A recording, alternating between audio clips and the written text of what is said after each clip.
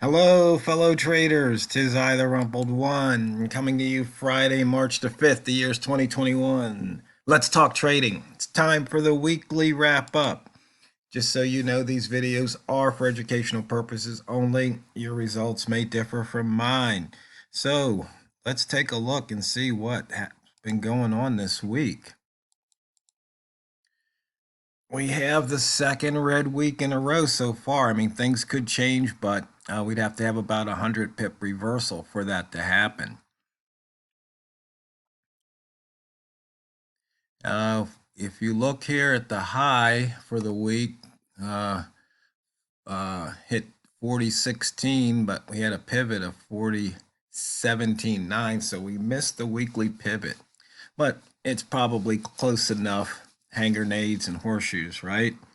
We did fill the weekly gap, and probably on some other platforms, the pivots probably filled. So that's one thing you have to take in consideration when you're looking at these types of trades. So you could have faded the pivot, but and made money unless you had your stop set right or your TP set right at the pivot, then you would have missed it. So sometimes close is good enough. Looking at the opening range for the week, you can see we popped above it a couple times and we broke below it a couple times. You can see here today, Friday, we just poked our heads inside that opening range, 39.06 compared to 39.03, and price has fallen now to 86 pips below the low for Monday's low right here. So once again, horizontal line trades could have paid off. For the year, 176 pips above the yearly open. You can see we missed a pivot again today. Actually, no, that's the previous, I believe that's the previous mid, not the pivot. We'll get to the pivots in a moment. Yeah, inside bar Monday, you can see here, once again, poked in and came back out. Nice ranges today. We've got a bunch of pairs over 100, the pound clocking in at 128. And I'm kind of curious. We had those two big red candles yesterday. Anybody know what triggered that? Um, I wasn't in front of the screen. I was doing something. When I looked back, I think I was somewhere around this time of the day, and I said, whoa, what happened? Once again, missing that pivot below the weekly open here. And you can see what happened next. Green rats, feasting. Definitely feasting. Red rats didn't have a chance because at this time of day we didn't have a big enough range.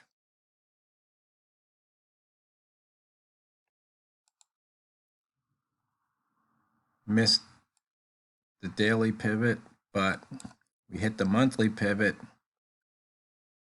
barely missed the weekly pivot. And we've been over the pivots.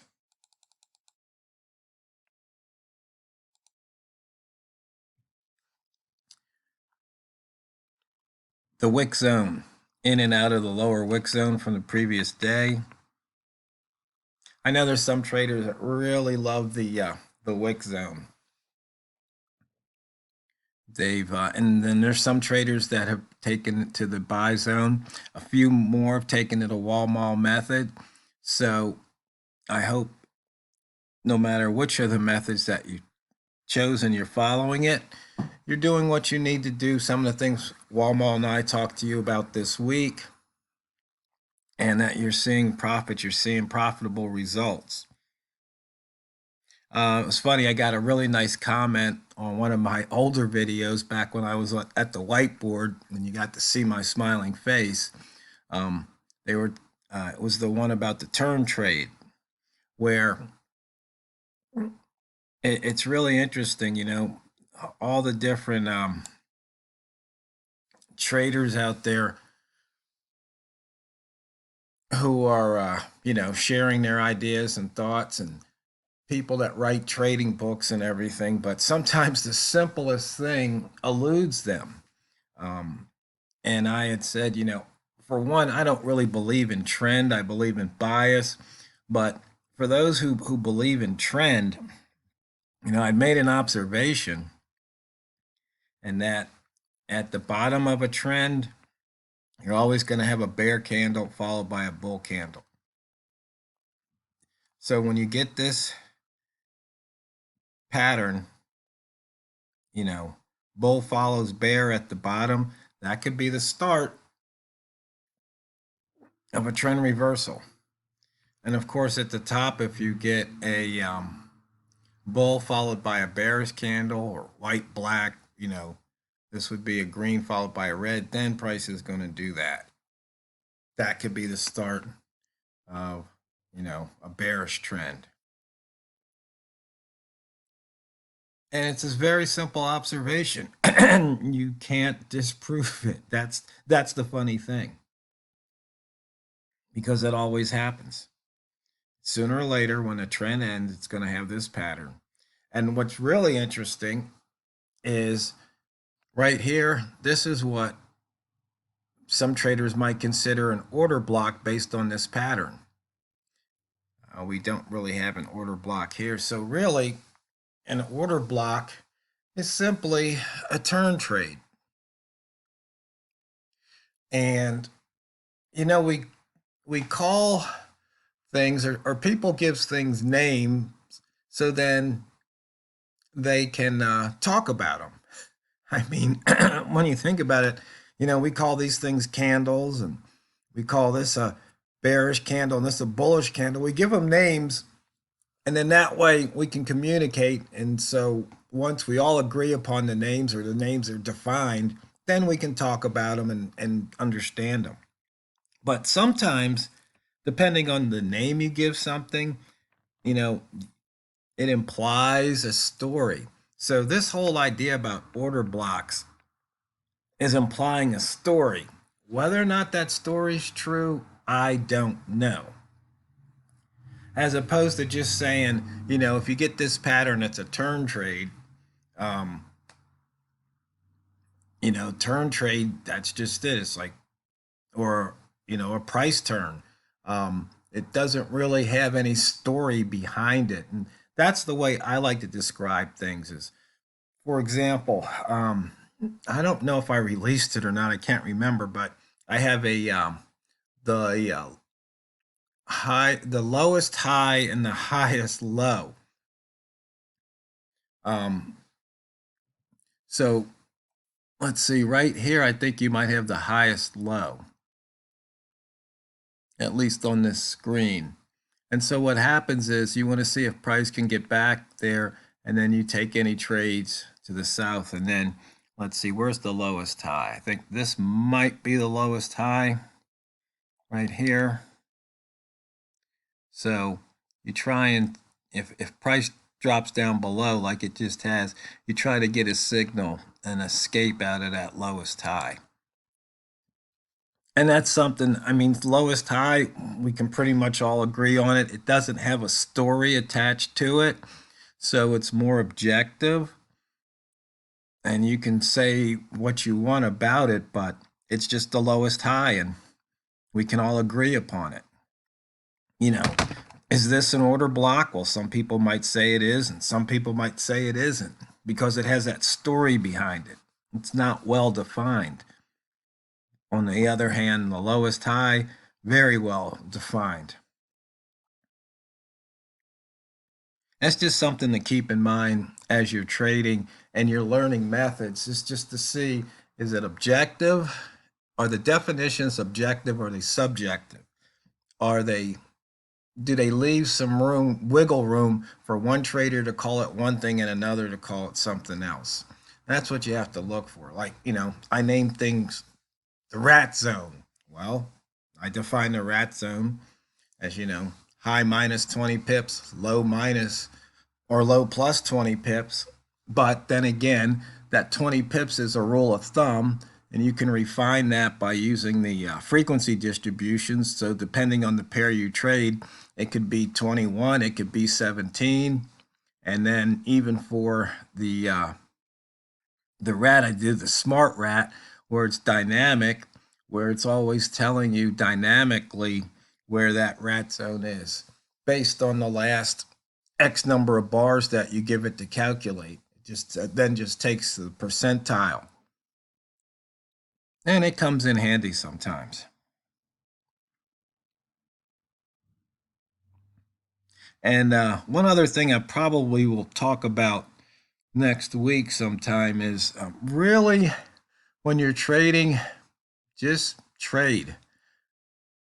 Don't do anything else. Just trade. And that's, I have a problem sometimes that I will see something, then immediately I have to program something or, write a frequency distribution.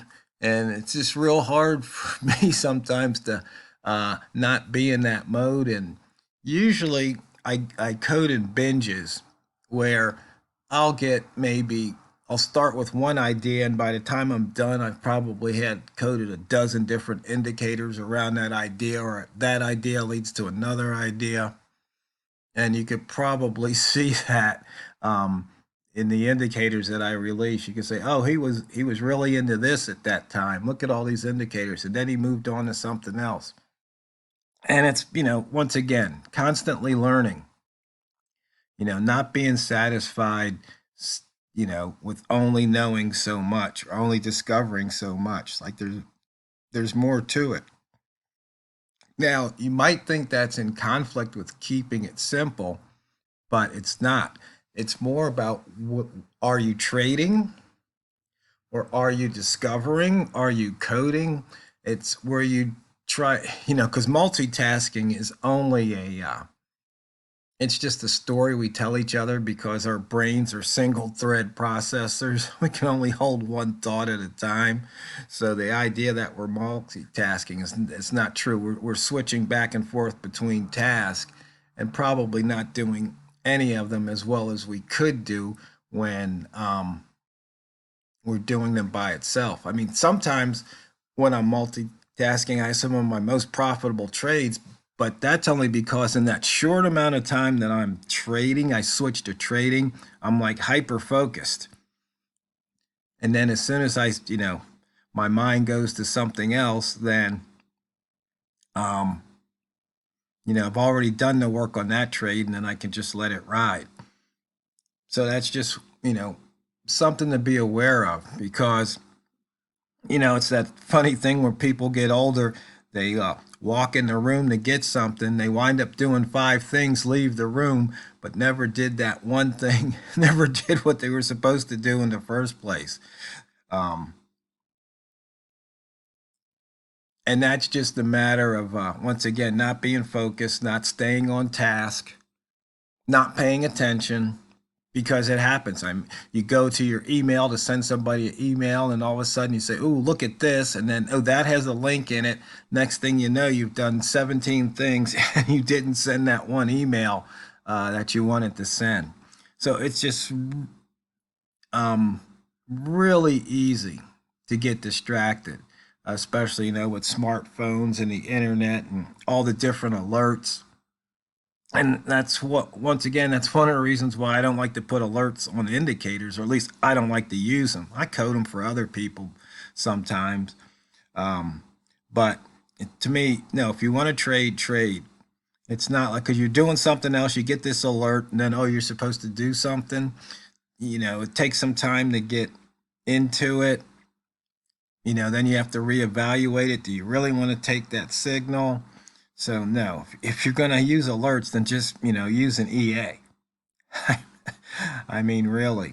So anyway, fellow traders, thanks for putting up with my little ramblings there. But I hope you had a really good week to start off the month of March. Profitable week.